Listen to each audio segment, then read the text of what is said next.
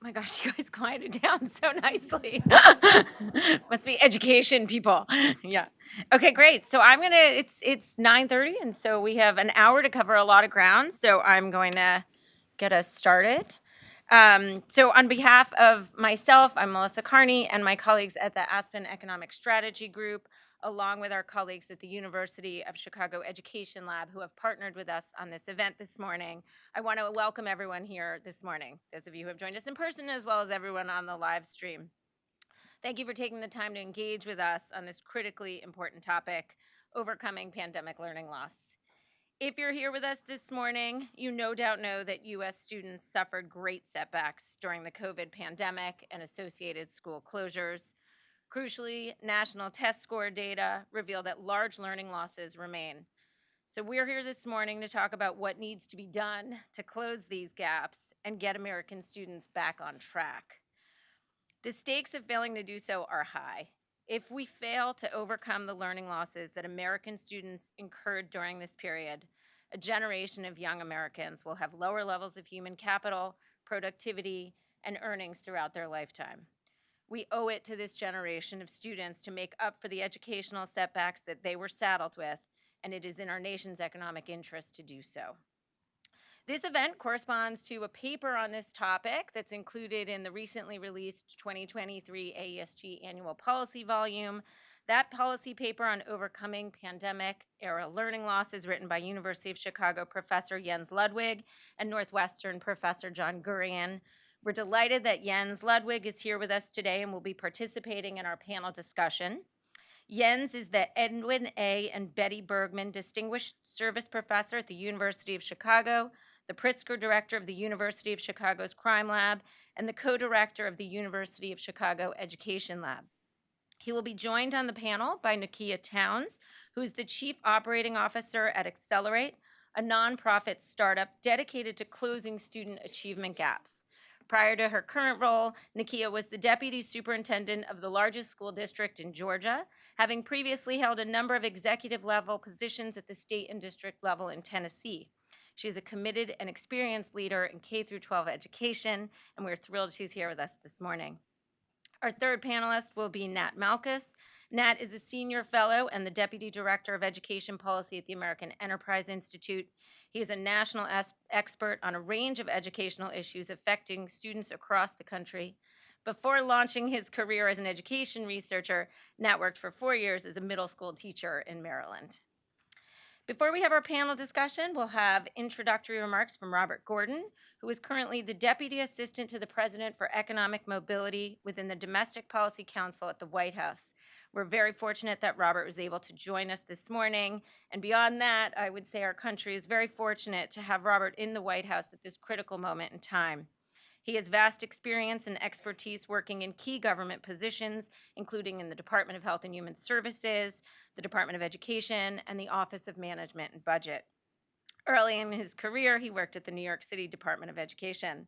So, in the interest of moving things along, I'll invite Robert up to the podium to make his remarks, and immediately following that, we'll have our panel discussion. Good morning, everyone. It's great to be with you. Thank you for the kind introduction. I have worked on a lot of issues over the years, and I always end up reading a paper by Jens Ludwig. This one is no exception. Hugely important topic. I'm going to make 4 points today. First, the Biden-Harris administration firmly agrees about the urgency to address the pandemic's serious harms to student learning. Second, the $130 billion that the nation spent responding to the pandemic in schools, and particularly in high poverty schools, has likely made an important difference. Third, there's more we need to do to recover academically, and high-dosage tutoring is an effective strategy, which we have worked to expand. And fourth, looking forward, we are eager to sustain those investments in every way we can. I remember only dimly how in the spring of 2020, my children, ages 8 and 11, responded to Zoom school. I remember they achieved early mastery of the Alt-Tab keystroke, so they could get even greater early mastery of Crossy Road. Now, I was able to get my kids extra help to catch up. Many parents were not. As the president has made clear, we do not accept a future where the pandemic has permanently damaged the prospects of a generation of American children. We do not, we cannot, and we will not accept that future. It runs contrary to everything the country stands for and the administration stands for. Our job is to make sure that every American child is getting back to where they were going to be, and in the years ahead, getting ahead. As Secretary Cardona says, we need to raise the bar, and that means we need to act with urgency, intensity, and ingenuity. Now, I've seen people point at NAEP scores or at PISA scores and then point at the pandemic investments and say, well, that didn't work. That is sloppy, and I believe it is wrong, as a new post up just yesterday from the Council of Economic Advisors suggests. The PISA scores released this week tell us we have a lot of work to do, particularly in math, but they also show that compared to other countries, the United States moved up slightly in reading, science, and even math. The effect is modest, but then so were the investments, on balance about $1,000 per pupil. There are not a lot of transformative $1,000 investments, not in education and not in anything else. But contrary to a widely held view, say 15 years ago, we do now have rigorous evidence that aggregate spending matters for K-12 results. So to quote from CEA, if you asked us to predict, based on the best available evidence, the effect of ESSER's $1,000 per student annual investment in education in the United States, our prediction would be about what we see, a modest but meaningful improvement in US standing. Now, this said, not going backwards is not good enough. We need to move ahead. And so on to this third point about high-dosage tutoring. As Professor Ludwig writes about, it can be incredibly powerful. If, like me, you are interested in what works in education policy or in anti-poverty policy, you have followed SAGA's results over the years. These are results of a kind we do not often see. Now, in my understanding, the cost has typically been a little bit higher. Jens's paper talks about $3,000 per student, but the magnitude and consistency of the effects are striking. Effective tutoring is powerful. So this administration has strongly encouraged it. The National Partnership for Student Success, launched last July, supports more Americans to serve as tutors, as well as mentors, college and career advisors, and student success coaches. There are more than 140 supporting champion organizations and 187,000 adults who have engaged in NPSS efforts, well on our way to the president's goal of 250,000 supporters. Some 62% of schools that mostly serve students from low-income backgrounds now report offering high-intensity tutoring. The Department of Education has encouraged colleges to dedicate more of their federal work study to tutoring, which can also be a great clinical opportunity for future teachers. And AmeriCorps, the National Service Program, has put a particular emphasis on tutoring. We are proud of this work and committed to extending it. I also want to recognize two great challenges brought forward in the paper: fidelity and funding. So to begin with the former, and what your speakers after me know much better than I do, there is tutoring and there is tutoring. The most effective tutoring, as I understand it, is a few times a week. It involves trained tutors, it is tied to the curriculum, and it is during the school day. These elements are all critical to success. We can't afford to see in this domain what we've sometimes seen elsewhere, where the carefully tended hothouse flower intervention wilts when it gets out into the rockier soil of our complicated but wonderful country. So I'm glad to be here with Accelerate, which is dedicated to seeding effective tutors and effective practices nationally. We in the administration are working to do all we can to support that goal. NPSS has partnered with the Student Support Accelerator at Stanford University, which provides TA to school systems on how to provide tutoring that works. And likewise, the Everyone Graduates Center at Johns Hopkins have provided important evaluation in TA. We are eager to support these efforts in every way that we can. We'd like to see states and districts report more fully on the tutoring they are doing, ideally in ways that enable them to track who is getting tutoring and how well it is serving them. We greatly appreciate the efforts of multiple philanthropic funders to expand the reach of effective tutoring and reduce its costs without sacrificing impact. In short, we're eager for our efforts to complement the efforts around the country to grow effective tutoring in every effective way possible. I'm especially curious about the suggestions in the paper about using generative AI to provide personalized learning opportunities and reduce cost. I talked to one dedicated district leader who said to me she couldn't imagine looking for tutors because she was so busy looking for teachers.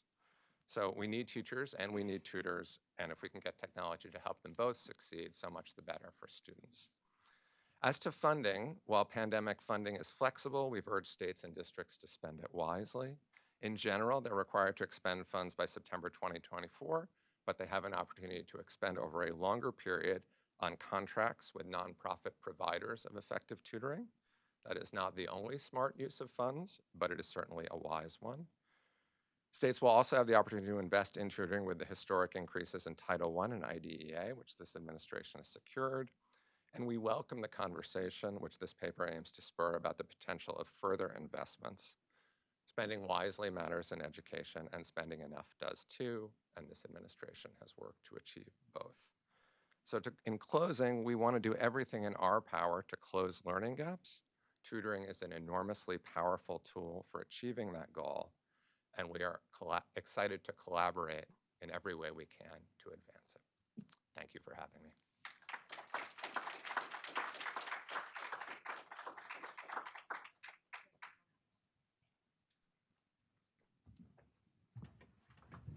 Yeah, go on. I'm going to ask you a question for everyone. Okay.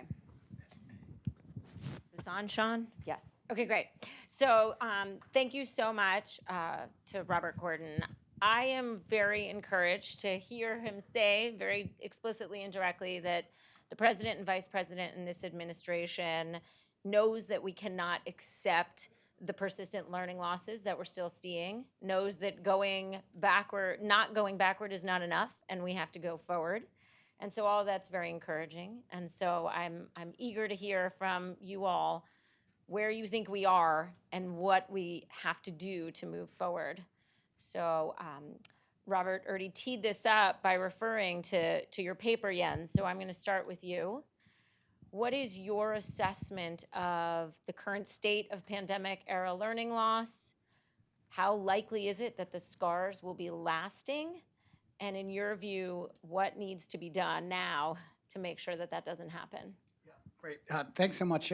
Thanks so much, Melissa and the Aspen Economic Strategy Group for hosting this, and everybody for being here. So, to me, I think this is the biggest problem facing America that nobody's talking about, in my view. And I think that is for three reasons. So, one reason is I think that the long-term risks of this, the long-term consequences, are really being underappreciated. And to see what the long-term risks are, I think it's useful to think about very concretely, like what education is, what classroom instruction is. And so, Nakia and I were talking about in advance, there's increasing number of TikTok videos from 7th grade teachers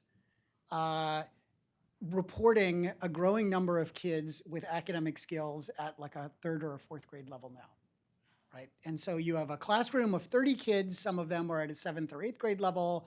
Now you have an increasing share at a 3rd or 4th grade level. Imagine what it's like for you as a student at a 3rd or 4th grade level, and your 7th grade teacher is having their feet held to the fire to deliver 7th grade material. So in education, we call that problem academic mismatch. The more kids there are that are that far behind, the less benefit they get from each additional year of school moving forward. So it is not just a short-term dip in test scores that we are worried about. The concern that we have is that kids are being permanently put off track, and we are reducing the social ROI to all of the other investments that we're making in schooling moving forward. And this is not just a few kids that we're talking about.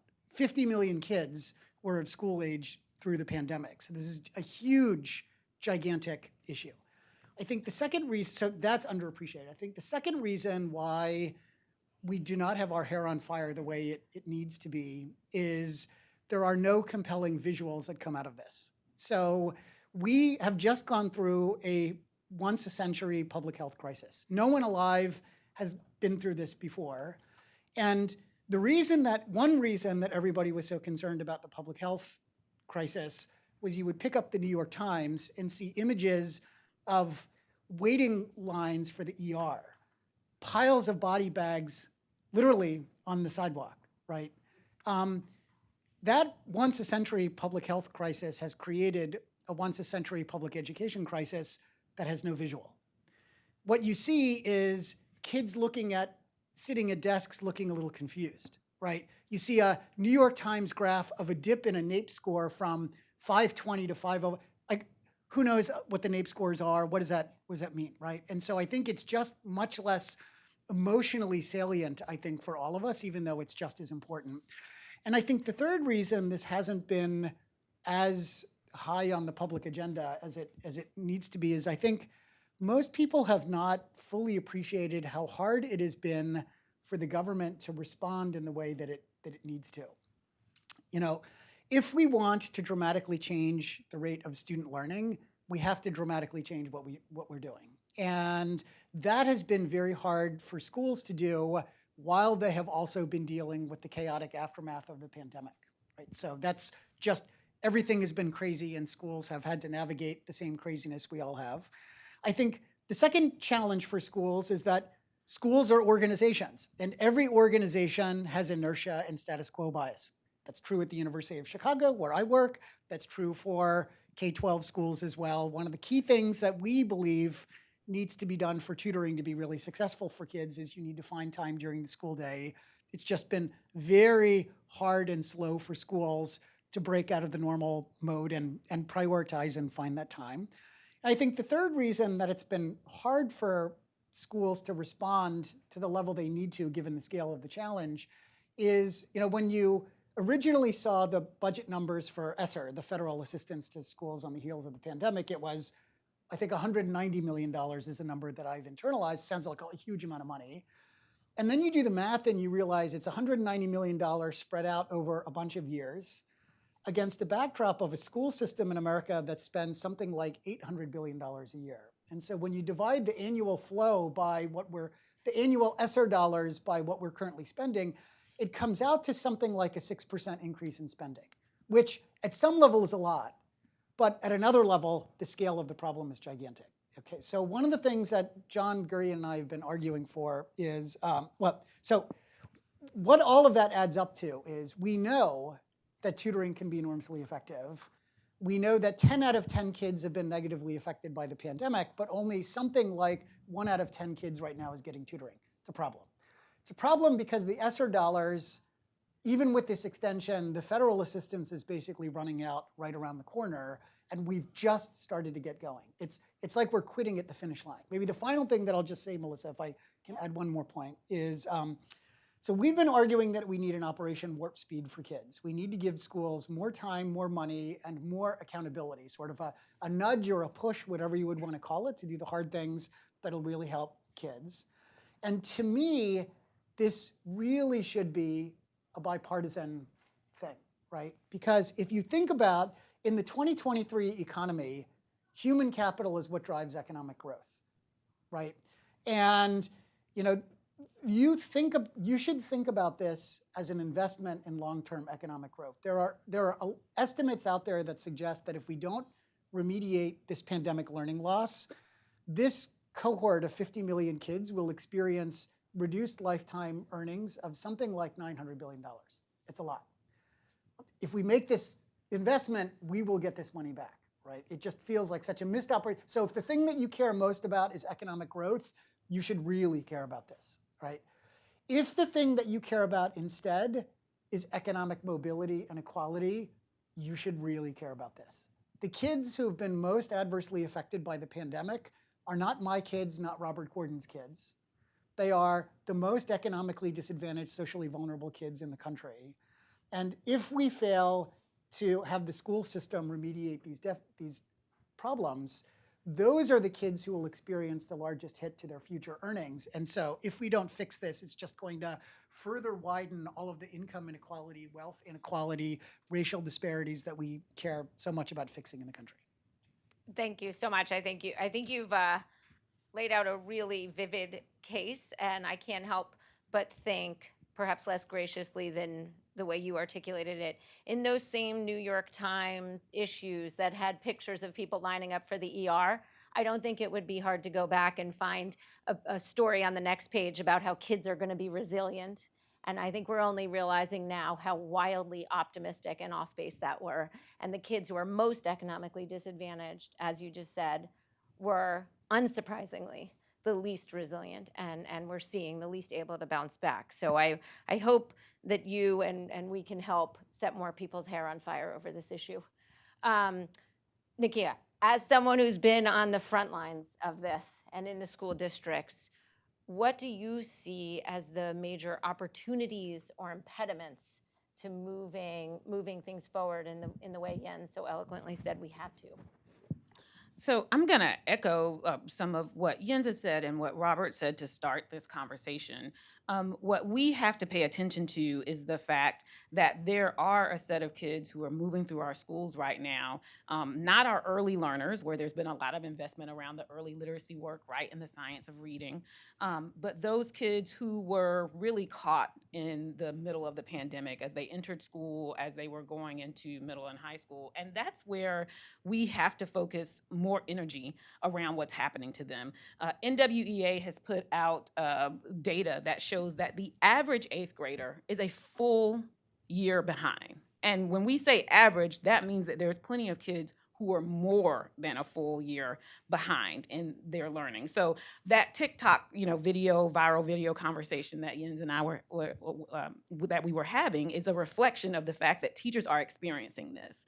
And so the question is, what is our moral obligation to ensure that we just don't have that lost generation, the lost generation of learning, where we are basically accepting that these are children that, as they move through their schooling, that their own life outcomes are going to be impacted, not to mention the economic outcomes for the country, right? By the fact that they're going to have less skills, less competencies to actually go out and be able to be successful in their lives. And so at Accelerate, we've been thinking about, what is the opportunity around high dosage tutoring, and how do we get people to really lean into the fact that this is not insurmountable. It is challenging, but it's not insurmountable. And the best evidence that we have around high dosage tutoring says that if you are able to do this for a school year, you can recover the average 4 months of learning K-12 that children are behind. You can recover in 1 year. And so in our Southern colloquialisms, we would say the juice is worth the squeeze, right? That we really have the opportunity to lean into the implementation challenge.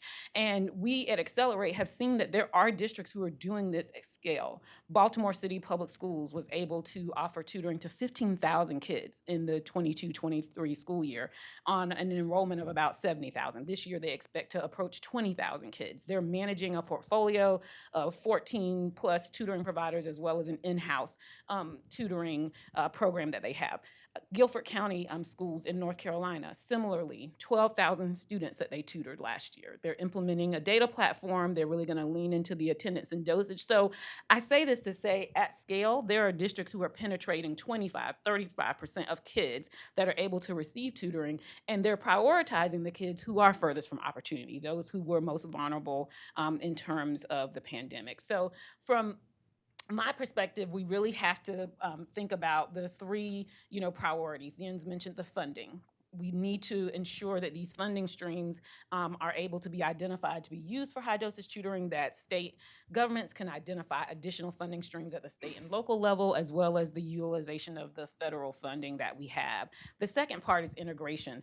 The in-school day is paramount, right? Like kids, people talk about after school, we talk about summer, but we know that our most vulnerable kids, we just don't have the opportunity to get in front of them or get them to stay after school or be in summer for a whole host of reasons. So integrating in the school day is an operational challenges that schools have to lift, right? And so we've got to think about what are the conditions for schools to be successful to integrate high dosage tutoring during the day, and thinking about how it is that we align it with some of the things that we talk about all the time in education, education, the multi-tiered systems of support, right? Like, how does tutoring fit into that MTSS? How does tutoring connect to the high quality instructional materials, which we've done a great job of really elevating the quality of curricula? We now have the opportunity to connect that to this tutoring and personalization work.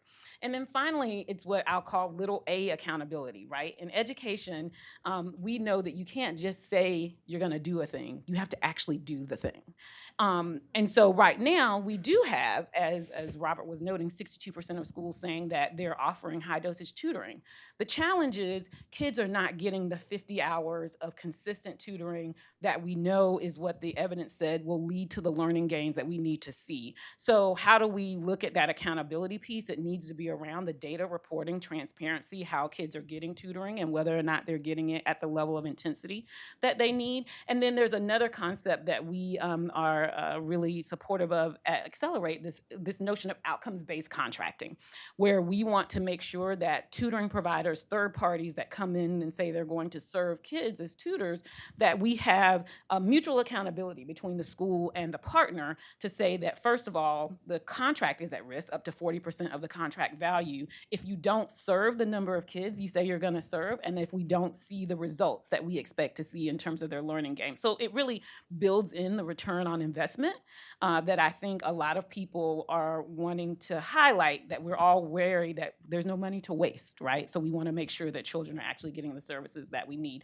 But I'll, end with this as open comment that I just want to say that, again, this is hard, but it's possible. And it's within our reach if we recommit. It can't be that, we've gotten, post-pandemic, the ESSER funds are running out, and that we just are like, well, we did a good job. That was a good run. No, we've got to keep leaning into this, and it's going to take our collective commitment beyond just educators. All of us have to collectively commit that we're going to use these strategies to help catch kids up. I find your observations actually really encouraging, because often as researchers, we're like, this is what people should do. And then the people on the ground are like, it's not that easy, guys. And so hearing that there are districts that are able to implement these evidence-backed strategies, I think is really encouraging. Nat, I want to get to you in a minute, but before I do, I just want to pick up on, you were referring to the evidence showing high-dosage tutoring can be effective. Jens, can you just highlight some of what you argue for in your paper? What does the evidence show? And I want to underscore, I really hope everyone has a chance to read this paper by Jens and John, making the research-backed case for this. Great. Yeah. Let me. I'll tell you a little bit about the evidence that got us really excited about this, and then some of the evidence that we're seeing on some of the scale challenges that you mentioned, Melissa. So we were lucky at the University of Chicago Education Lab many years ago. We were lucky to partner with the Chicago Public Schools and the wonderful Saga Education nonprofit. On some high dosage tutoring in the Chicago Public Schools with 9th and 10th graders in high schools on the south and west sides of Chicago. And what we saw from structured like a randomized control trial, we did this twice, so it's not a fluke. And what we saw is basically relative to what a typical American high school kid learns over the course of a year. Kids who get tutoring learn something like twice or 3 times as much over the course of a year. So just think about that for a second, like an extra year, essentially an extra year or 2 of math learning. We're looking around in the middle of the pandemic, we're saying the average 8th grader is a year behind. Imagine the most disadvantaged kid. How in the world are we going to get them back up to grade level so that they can start benefiting again from regular classroom instruction? Seems impossible, and yet here's this amazing thing. Now, the US Secretary of Education gives out the federal relief dollars to schools. We can start to see, we've been working with a bunch of districts around the country, some of the scale challenges. And what we hear over and over again is what you mentioned. Money, so money's a problem, tutors in a labor shortage world that Robert mentioned, and how to take this thing that works in one particular way in Chicago and adapt it to work in my particular specific district. And so one of the follow-up things that we did with Saga and the Chicago Public Schools is see if we can start to make some progress, at least on the money and the tutor shortage problem for starters. And this is a little bit what Robert alluded to in his opening remarks. So, we can all see as parents, if you put a kid on Zoom for 30 hours a week, it's a disaster. But all of us can also see that a little bit of technology time can work, and that's just your firsthand experience telling you what the data say is that there's diminishing marginal returns to time on technology. And so what we did with Saga in the Chicago public schools is try a version of tutoring where kids are not on a computer-assisted learning platform all the time, but they're on there every other day with the off days on tutoring, okay? And so they still have some human interaction and positive reinforcement and motivation. They wind up really engaged with the computer-assisted learning. And so this is an adaptation with technology, strategic investment of technology that cuts costs by a third, cuts the number of tutors that you need to serve a given number of kids by half, and has no adverse impact on effectiveness. Every other day tutoring is as effective as everyday tutoring, right? I'm an economist by training. We like to go around saying there are no such thing as $50 bills lying on the sidewalk. We are wrong. This is a $50 bill on the sidewalk, right? And so I think the open question that we're trying to figure out now is, how much further can we go? Do the answers depend on the kid? Whatever. Okay. Now, and we're partnering with Accelerate and a bunch of districts that are here today in New Mexico and Greenville and a bunch of districts from North Carolina and Miami-Dade, trying to answer these adaptation questions for how things work in their local districts. And I think the optimistic thing that I'll just end on is we've been doing this now for a couple years. It's been really hard because of the chaos of the pandemic. Lots of different districts have been trying this in lots of different ways that look different from Saga delivering this in sort of best-in-class way in Chicago. And the encouraging thing that we're seeing so far is the results from this kind of adapted in the middle of the post-pandemic chaos world. Tentatively, I would say, don't look dramatically different from what we saw when Saga does this in the Chicago public schools. And so so stay tuned for the final results, but I think the encouraging initial indication is maybe this is something that is more robust than is often the case in education or social policy more generally. Great, thank you. Okay, so at the Aspen Economic Strategy Group, we don't like to have panels where everybody is cheerleading the same thing. So Matt and Nat, I anticipate you might be a little bit more pessimistic about the ability of school districts and schools to make real progress. You've written extensively about the challenge of chronic absenteeism, which was a challenge before the pandemic and now has reached new heights. How are you thinking about the challenges that Jens and Nakia describe, the opportunities they describe? Where should chronic absenteeism fit into this discussion? Yeah, I think that chronic absenteeism sort of has two aspects on here. Just first of all, to know where we are on that, it doubled during the pandemic. The last time that we had good nationwide data was 2022. 29% of kids missed 10% of the year. That's 3 in 10 kids. It's come down in the 33 states that I've gathered data on, but only a couple of percentage points. This is a post-pandemic problem. Why is that difficult? Well, that's going to get in the way of pandemic recovery. Unfortunately, the kids who are most likely to be chronically absent are the kids who are in low achievement, otherwise disadvantaged environments. Again, in 2022, it was 40% of all Black students in the nation. These numbers are bananas. And of course, if you look at the learning loss from the pandemic, yes, it is bad, but the news gets worse. It's dramatically worse for not just a disadvantaged subset, but for the kids at the 10th percentile and the 25th percentile. I mean, that's where the pain is. And that's where this chronic absenteeism problem looks like it's rearing its head. So as far as the production function for increasing students' academic progress, we're seeing the pain here. But there is another aspect that I think is key to this question, and that is in problem diagnosis. So is the chronic absenteeism indicative of a problem that's an instructional problem, right? Where tutoring could come in and improve the instruction that these kids get, and then we fix the problem that we find ourselves in? That seems to be a glancing blow, right?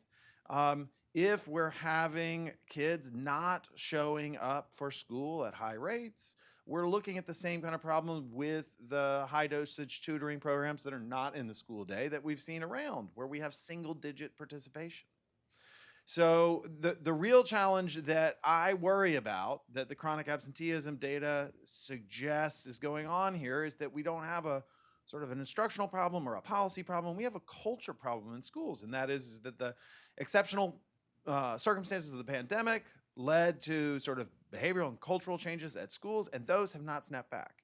And until they do, I'm not sure that an intervention like high-dosage tutoring is going to get the kind of traction that we would need it to get the effects at the price that we've seen it for. I mean, this is one of those questions, is it policy or is it culture? And day in, day out in school districts, culture eats policy for breakfast every day. So those are some of my main concerns. Jens, you want to get in on that? Yeah, I very much agree at a high level that chronic absence from school makes any sort of remediation response, setting aside for the moment what is driving the chronic absences, it clearly makes the challenge of remediating pandemic learning loss so much harder. And so then there's a question of like what you can do about it. And so there's like a sort of good news, maybe sort of bad news, sort of who knows news. It's like the good news is that behavioral science has found a bunch of nudge type things that can help get kids to come back to school at insanely low cost. But these are like text message reminder things to parents that are super clever. They cost almost nothing, and they'll on average get kids back 1 or 2 more days per year, right? So definitely worth doing because they're so dirt cheap, but not enough to fix the scale of the problem.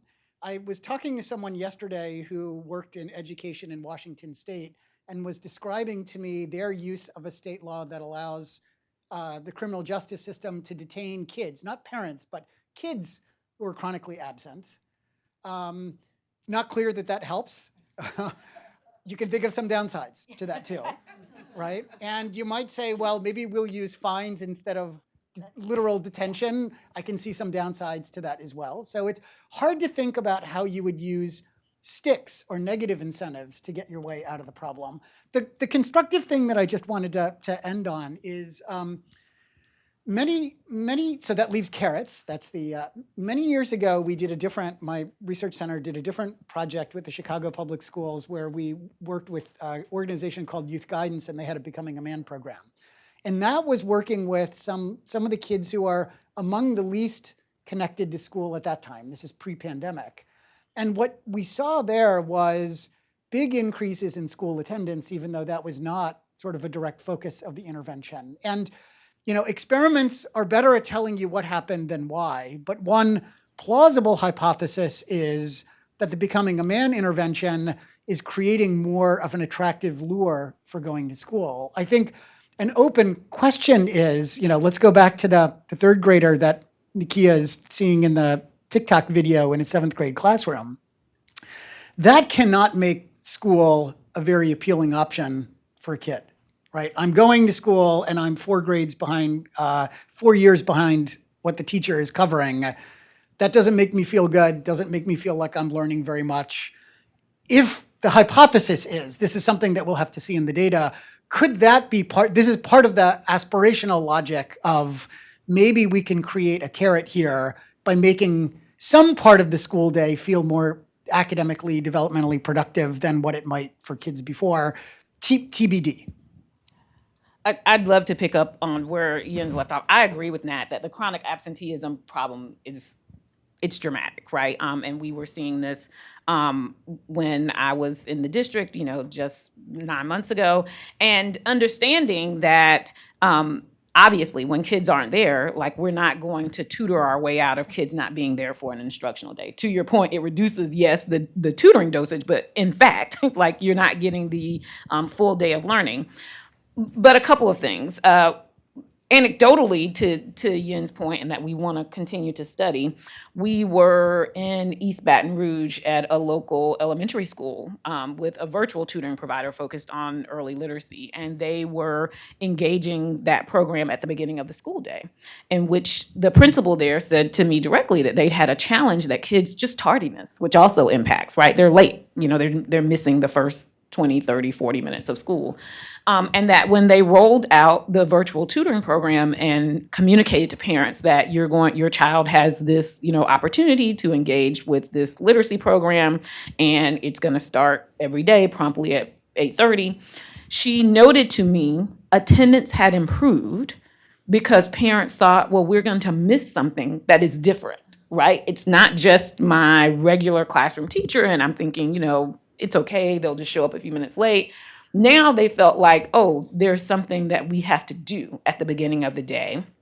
And that the children also felt like that engagement was something that was unique. They're getting a different experience, a different connection with a different adult. And isn't this cool, the technology component, right? And all the reasons that this program that we're studying in Louisiana seems to be engaging students. So that's the first piece. So that's an anecdotal notion that she's saying that I think it's actually bringing kids into school.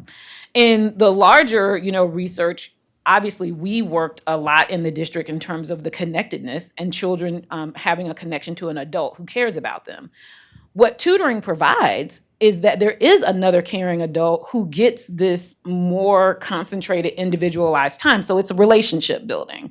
And it's relationship building in a way that, in a typical high school classroom, rotation where a teacher has 135 kids to connect with, a typical tutor, may have a caseload of 20 kids to work with. And so we've gotten the feedback that the relationship connection that the student has with the tutor, not to mention, as Yin said, feeling more successful in a personalized setting where they're getting someone to try to meet them where they are and scaffold them up to the grade level, the grade level expectations. We have the opportunity that the tutoring, again, just brings us a different dynamic when you think about the tutoring workforce that we're really helping to cultivate. Typically, generally may look more diverse than the other teacher workforce, knowing the evidence that we have around teacher-student match and like what students feel in terms of connectedness when they have someone who has their same diversity background that's connecting with them. So I think there's a lot of opportunities that we need to lean into study that maybe, to Nat's point, helps us to try to think about, are we able to leverage high-dosage tutoring to try to address this connectedness, even as we think about what may be the larger cultural issues that we need to deal with around attendance. It's interesting, this emphasis you just brought up on relationship building, and even in work I've done studying interventions at the community college level, it seems like, we ran an intervention that really had large effects on persistence. It seemed all about building relationships with a case manager who cared about you. And this is why, just to underscore what you said, let's do all the cheap nudging stuff with text messages. That's not going to get us out of this bind. I have two questions listening to all of you. One is a really obvious, maybe dumb question, which is, if the problem is we have all of these kids behind grade level, and where we are now is we're on track to just pass them through the system, send them to college where you can't talk to a university professor who isn't also saying, hey, these kids don't have quantitative skills, writing skills, they're not showing up at class. I mean, I hear this from people teaching MBAs too, right?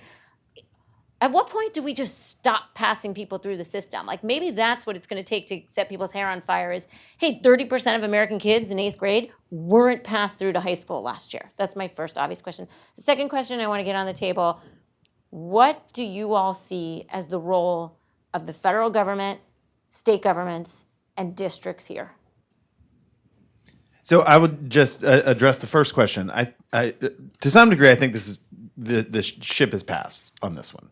But there was a great opportunity after the pandemic to say, we're going to hold kids back if they don't meet their expectations, because heterogeneity is the problem in education. And grades are a great way to track students by what they know, right? Like, this kid doesn't belong in 10th grade, so we will keep them in 9th grade until they can progress. I think that there was an opportunity, a window during the pandemic to say, the pandemic is the reason for us to do something that perhaps we should have been doing for quite some time. And I think that's pretty hard to do right now. But that is a missed opportunity. But it's also a missed opportunity in part because I think there needs to be some clear messaging. And this gets to your second question. And I really think this is from the president down to the principal. And it's not that we haven't heard any of this. We just haven't heard it clearly or consistently enough that pandemic era exceptionalism in schools is over. And it is not over. It's continuing. And until we kind of get the political protection all the way up and down the line from the federal level, particularly across our governors, they need to understand that these problems are evident in every one of their states. It's not a red or blue problem. But I think that some of that protection needs so that we can throw all the things that we have at these problems. And so that's on the cultural side and the instruction side. It's the carrots, and I think it's going to have to be some sticks. We can pretend that we can get back there with, lots of effort and supply side responses, but we need to really push kids to get back in the game. In terms of your part two question, Melissa, about the level, what should different levels of government? I think my maybe simple-minded way of thinking about this is like the higher the level of government involved, the better, for the following reason. Like I live on the south side of Chicago, right by the University of Chicago, and this is where the kids who have been most adversely affected by the pandemic are. We can also look around the city of Chicago and see the depleted tax base and the economic need that we have in the city. And so, this is the same reason why we've in general been shifting towards trying to get states to do more resource redistribution within state so that places like Chicago are not just a tub on their own bottom, okay? And so that might be fine for Illinois, where we have like thriving suburbs sitting around Chicago, if in principle we could get the state to redistribute resources. But look at a state like Mississippi, right? Or one of the, there's huge variation in resources across states. And so I think you can make and this is a problem that has affected everyone, right? It's a natural disaster that hit all 50 states, especially the low-income places the hardest. And I think really only the federal government has the resources to address the scale of the problem everywhere and also do the resource redistribution that we need to help the most economically disadvantaged places the most. Yeah, similarly, I'm going to say that from the federal perspective, we definitely are advocating for continuing investment, new investment, helping to make sure that guidance around federal title programs clarifies for people the ability to be able to use those dollars for interventions like high-dosage tutoring. I think that there is some additional legislation. There's a Senate bill right now, the PATH legislation, that connects the tutoring work to a teacher pipeline development work, which is a great twofer, right? That we're going to be able to help develop folks into the teaching profession using tutoring as an on-ramp and partnering that with, AmeriCorps dollars. So we would support those types of innovative solutions as well that approach the funding stream consideration for tutoring. I would say at the state level, there's really an opportunity to help support this implementation challenge that we've been talking about. Implementation is very context specific. State agencies have the best insight on what the district contexts are around their state, and to really help to be able to develop those implementation tools and supports so that we really can get to the in-school day integration that we know is necessary in terms of the state role. And the local level, the district support, this is where, I think that it's a school by school condition in terms of being able to make sure that tutoring is thriving and that the kids are getting the supports that they need. And so I definitely see the district level being the right place for there to be that little A accountability to be able to inspect and understand and report as to what the tutoring work is, and to make sure that it's happening at the level of the intensity that we need. So I think there is a role for all three levels to play, and that we're trying to make sure that we get the right messaging around how folks can contribute to really addressing this problem. So I'll just add one thing about the federal response. It's sort of easy to say, well, the federal government should spend the money, but it is a lot of money, and that means they can't do other things theoretically. The other thing is there's a political economy problem here, and that is that if you had to design legislation that would convince much of the populace that spending on education is not matter from the federal level, the American Rescue Plan probably is the best case scenario, right? Very little guardrails, no reporting, lots of money. So I think in the political realm, an additional ask for like tens of billions, dozens of billions over time, hundreds of billions of dollars is a risky proposition. If you think that in the long term, additional federal investments make sense. Because if it doesn't pay off, then it's sort of like, well, we tried ARP and then we went double or nothing. So the political Nakia was very economy clear. problems These are- should be outcomes based, right? So you two could get together, design this. Okay. Indeed. Us two in Congress will get together and hammer out a deal. There you go. Great. Okay. I want to make sure we have some time for questions. Our associates have mics. If I call on you, please just introduce yourself. So who wants to ask the panelists a question? I could keep going if nobody, but.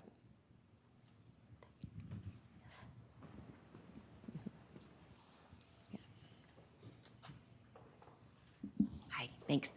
Jen Doliak from Arnold Ventures. I think about everything through a crime and criminal justice policy lens, and one big thing we know from research is that access to high quality education reduces your likelihood of engaging in crime later. Crime is very expensive. Crime itself is expensive.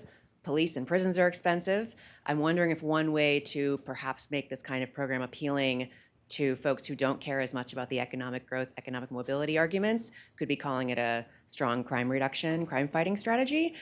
So I'm curious about the studies that have been done. How old are the kids that got tutoring, and how close are they?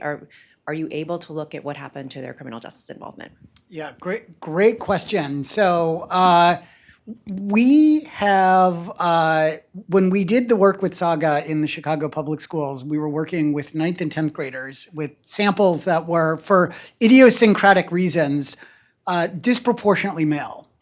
And we had short-term follow-up data that showed some massive proportional differences in arrest rates for kids who'd been tutored, but I hate to use the word standard errors, but I just can't physically help myself. So let me say big standard errors, right? So if you took the estimates at face value, you'd be very encouraged about what it would do, but there's just lots of noise in the data. And so we recently got money from the CDC to follow these kids up over time, because we can look at their administrative arrest records, and we'll see. I'm just a garden variety economist. I have no idea what motivates people politically. But if you think that this would be a helpful part of the argument, we should hopefully have an answer soon for what this would do to crime and violence. Great. Yes, right here. Hi, Liz Cohen, Future Ed at Georgetown. So first, one quick aside, I haven't unpacked this yet, but DC just released data last week that showed that the kids who got the nudges, their attendance went down, which is surprising.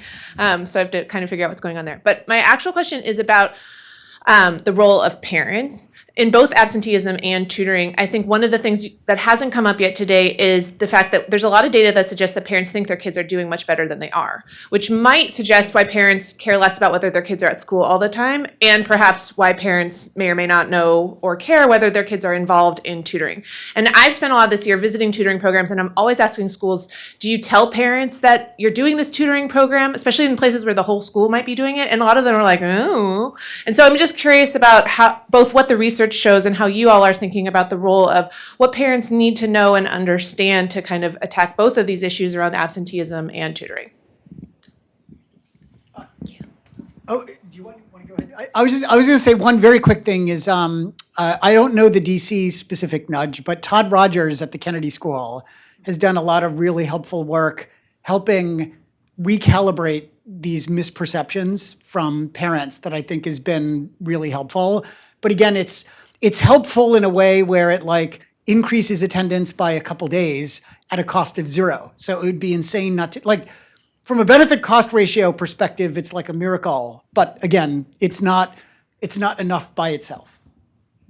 So your point about parents is one that well made that we're leaning into as well in terms of what is the communication around tutoring specifically, but overall around what how kids are progressing. And so I think that at the intersection of this, in terms of this messaging and what you tell parents, I mean, in my old world as a chief accountability officer, politimetrics gets caught up in this, right? Politimetrics. So we would say that if parents, if you sound the alarm in public schools that like your individual child, right, is behind and that we send that message home, we have folks who are in leadership roles, which I've been in, you're having to balance that within like, well, what's the blowback, right? And then how do you put that in the context of a national frame in terms of what has happened? So I'll say this. I think the leadership that we were talking about before, there's also a federal role, frankly, and a state leadership role to give folks cover to be transparent with parents about where they are. And that means that the cover is to talk about the national story, that this is not necessarily a defect or a deficit of your school or your child's teacher. This is where we are in a collective way to be able to actually have that transparent conversation. With our tutoring programs that we're providing grants for, this has been part of our conversation in terms of what is the information that goes home to parents about how they're progressing, how students are progressing, and of course, making that connection to the classroom teacher too, to make sure that there's the feedback loop around how kids are progressing. So I think this is an area where we have opportunity, but I think it needs to be placed in the context of the larger conversation of can we be honest with parents about how their individual child is doing in a way that doesn't feel so risky for the local leadership. I don't think it's socially acceptable to give high fives on panels, but if it were, I will just add to Not at AEI. this. Yeah, at AI. That's what we do all the time. Is that there is a desperate need for political coverage up and down the spectrum. District superintendents should not say, we're chugging along, we're going to get there. They should say, this is a huge problem, families. But to my mind, the only people that are going to deliver this, including to elementary students, where chronic absenteeism is also doubled and whose progress last year was slower than pre-pandemic nationally, is that teachers need to tell parents, your child is not doing well. It needs to be a person. The nudges will work on the 1% to 2%, but they're not going to change behavior at scale. And to do that, they definitely need political cover from their principal, from their superintendent, all the way up and down. And I don't think that we have seen that sort of allowance for what could be conceived of as negative messaging. It's the truth, and we need to deliver it. So I'd be happy to stay for another hour if we want to shift to the role of family environment and the role of parents and all this. But I do have to say that you brought up the issue of this is a culture problem. We're trying to get kids in schools. Teachers are exhausted. Teachers are in short supply. My view on all this is we're not going to be able to do this unless we really double down our efforts in equipping schools and quadruple down our efforts in helping disadvantaged families be stronger so they could be there for their kids. Nat, you raised the question, if we pay for this, there's other things we're not paying for. We have a chapter in the policy volume that Luke Pardue and I wrote showing we spend $30,000 a year in this country per capita on elderly people over the age of 65 through entitlement programs of Social Security and Medicare alone. We spend a fifth of that on children. So if not spending money on this, on investing in kids for their upward mobility, for equity, for our future economic growth, then what? Right? So in my mind, spending money to strengthen the situation of economically disadvantaged families, schools to help those students get ahead is the best way for our country to be spending our tax revenue. Okay, we want to be mindful of everybody's time. Thank you for joining us for this hour. Please join me in thanking our excellent panelists.